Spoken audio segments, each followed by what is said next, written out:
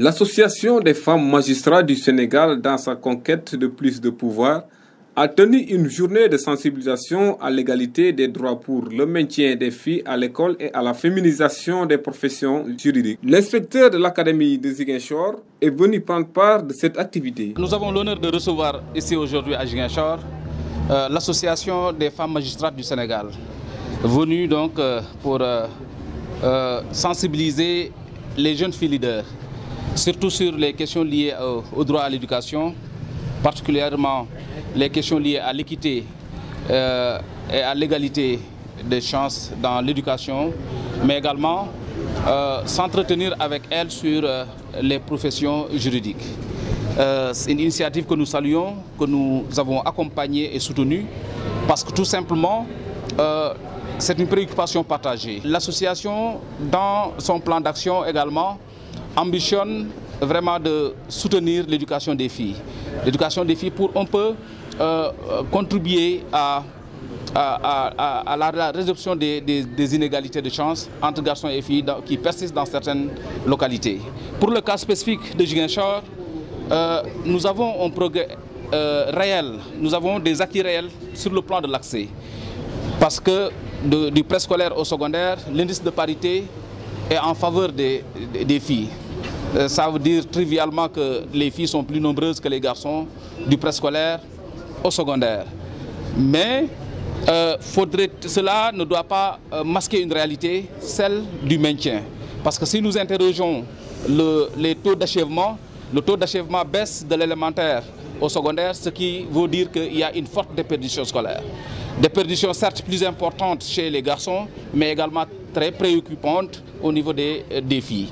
Mais si la déperdition des garçons est plutôt liée à des questions de mindset, des questions donc d'état d'esprit, en ce sens que, comme la plupart des jeunes actuels, les garçons sont un peu très pressés et n'ont plus la patience et la résilience nécessaires pour mener des études très longues, sont plus orientés vers des activités génératrices de revenus qui peuvent donner tout de suite et maintenant des ressources parce qu'ils ne trouvent plus l'éducation comme étant un moyen d'ascension sociale. Mais pour les filles, le décrochage est surtout lié à des questions d'équité en lien avec leur situation de vulnérabilité, mais également des questions de droit. Vous trouvez toute la pertinence, n'est-ce pas, de cette rencontre-là qui traite surtout, qui aborde ces questions-là sous l'angle tout simplement du droit. Les causes qui sont jusqu'ici identifiées comme étant les principales sources de décrochage pour les filles au niveau de la région,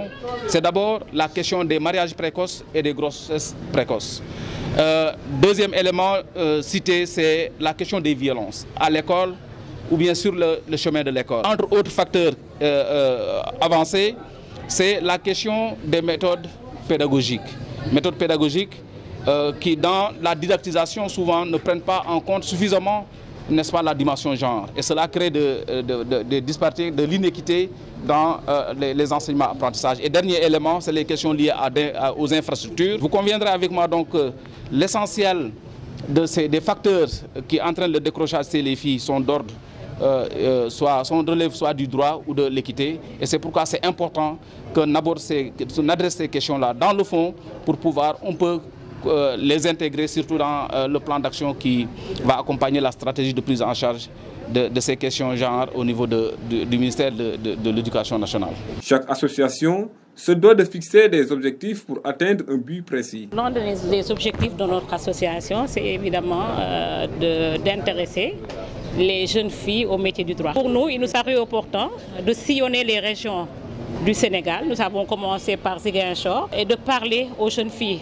de leur montrer des modèles, en les faisant rêver, en suscitant des vocations, en nourrissant des ambitions. Pour plus d'appui, un programme comme celle des Nations Unies est idéal pour ce genre de projet. C'est important de s'associer avec l'association des femmes magistrates parce que justement je pense qu'il y a des statistiques qui parlent.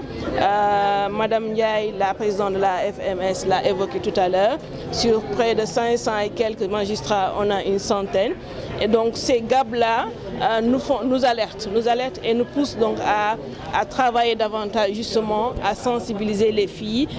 Pas seulement les filles justement, mais les communautés, les encadreurs, les professeurs, les familles, à accompagner les filles à se maintenir à l'école, mais à pousser au plus haut niveau pour accéder justement à des études supérieures et donc pour aussi pouvoir rentrer dans ces professions-là. Venue assister à cette journée, cette jeune fille rêve de devenir magistrat ou même les surpasser. J'ai retenu qu'on devait maintenir les filles à l'école. Le maintien des filles à l'école est très important de nos jours parce qu'à cause des grossesses précoces et au mariage forcé, les filles ont tendance à abandonner les études. Je veux continuer à poursuivre mes études, réussir, être comme eux ou bien les dépasser. À signaler que le but de cette association est d'accroître l'effectif féminin dans la magistrature au Sénégal où les femmes ne représentent que 18,73%.